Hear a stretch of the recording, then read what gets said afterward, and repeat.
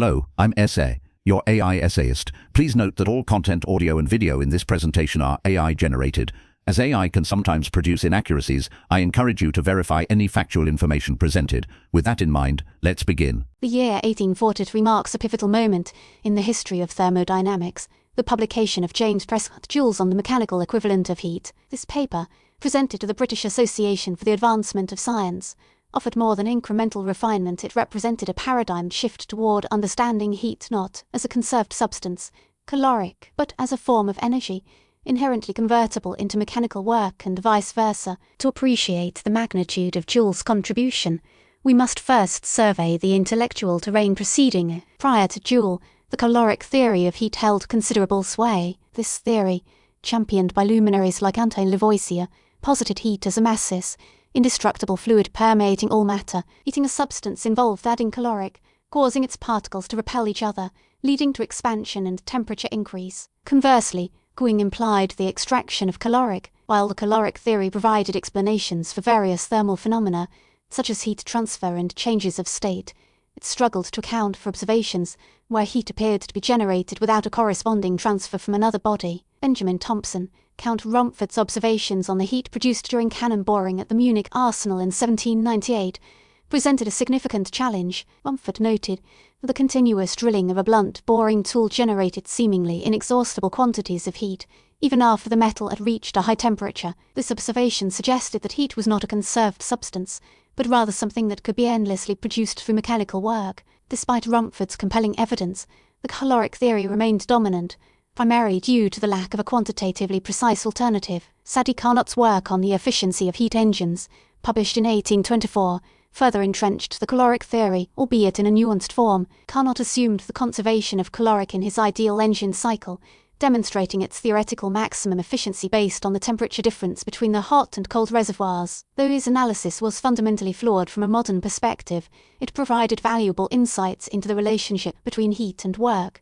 stimulating later investigations. However, the seeds of a contrasting perspective, the kinetic theory of heat, had already been sown. Prominent figures like Daniel Bernoulli in his Hydrodynamica in 1738 proposed that heat arose from the microscopic motion of particles. Increased temperature reflected increased particle velocity. This kinetic view, while conceptually appealing, lacked the experimental verification and mathematical development necessary to displace the caloric theory. It was into this environment of theoretical tension that James Joule entered the scene. Joules on the mechanical equivalent of heat detailed a series of meticulously designed experiments aimed at determining a quantitative relationship between mechanical work and the heat generated. He employed various methods, most notably the paddle wheel experiment, where a known weight was allowed to descend, rotating a paddle wheel immersed in a container of water. The mechanical work done by the descending weight was precisely calculated, and the resulting increase in the water's temperature was carefully measured using sensitive thermometers. Joule's experimental apparatus required a high degree of precision and ingenuity. He needed to minimize heat losses to the surroundings,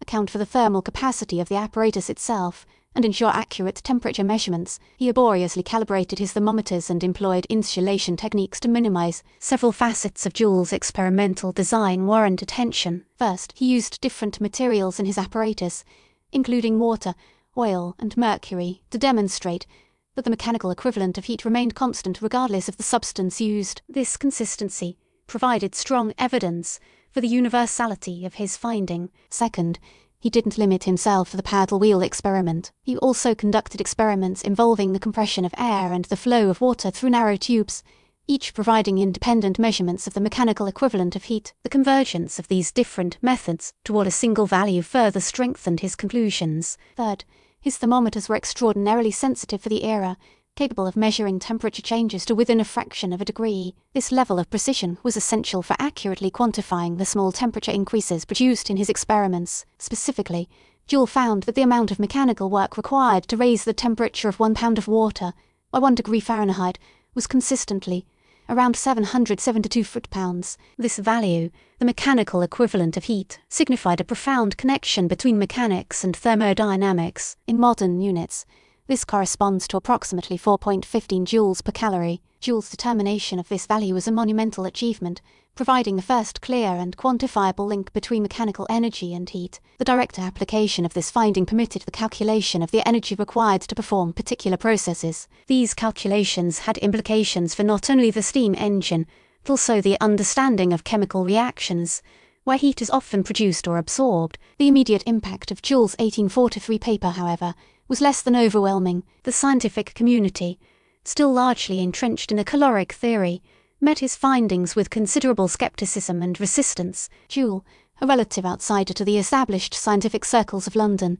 lacked the institutional authority to immediately overturn prevailing beliefs. His experimental results were initially dismissed as either coincidental or plagued by experimental error. The prevailing view was that any observed heat generated from the paddle wheel was merely air friction, not a fundamental consequence of the work performed to Ter. Despite the initial resistance, Joule persisted in his efforts, conducting further experiments and publishing his findings in more prestigious journals. He gained a crucial ally in William Thomson, later Lord Kelvin, who initially viewed Joule's results with skepticism but gradually came to recognize their significance. Thomson's mathematical skills and scientific reputation lent considerable weight to Joule's cause. Together, Joule and Thomson embarked on a series of collaborative experiments, including the famous Joule-Thomson effect, which demonstrated the cooling of a gas upon expansion under constant enthalpy. This effect provided further evidence of the interconvertibility of heat and work, and its practical applications in refrigeration and liquefaction of gases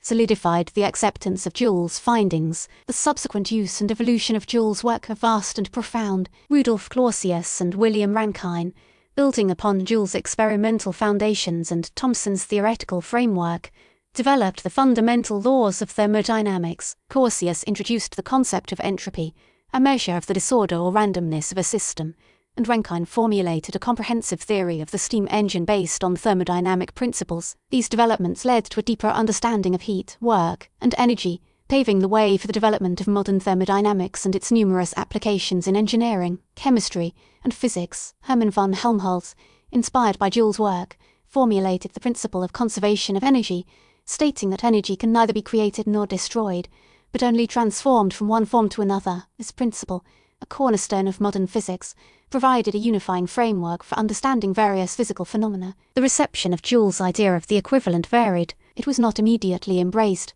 and there were strong intellectual counter-arguments. The caloric theory had the advantage of familiarity and a history of seeming success. There were philosophical implications as well. Accepting Joule's ideas meant a move away from thinking about heat as a substance, an actual thing stored in materials, instead as a form of energy, that is, a property related to the motion of particles. This required a shift in worldview that some found unsettling. It is also worth noting that Joule was not the only person working on these problems. Julius Robert von Meyer independently developed similar ideas about the mechanical equivalent of heat, but his work was initially overlooked. The credit for the discovery is generally given to Joule because of his careful experimental work and his persistence in promoting his findings. Joule's direct influence can be traced to numerous scientific figures and their groundbreaking works. His experiments inspired James Clerk Maxwell to develop the kinetic theory of gases, which provided a statistical explanation for the behavior of gases based on the motion of their constituent molecules. Maxwell's work, in turn,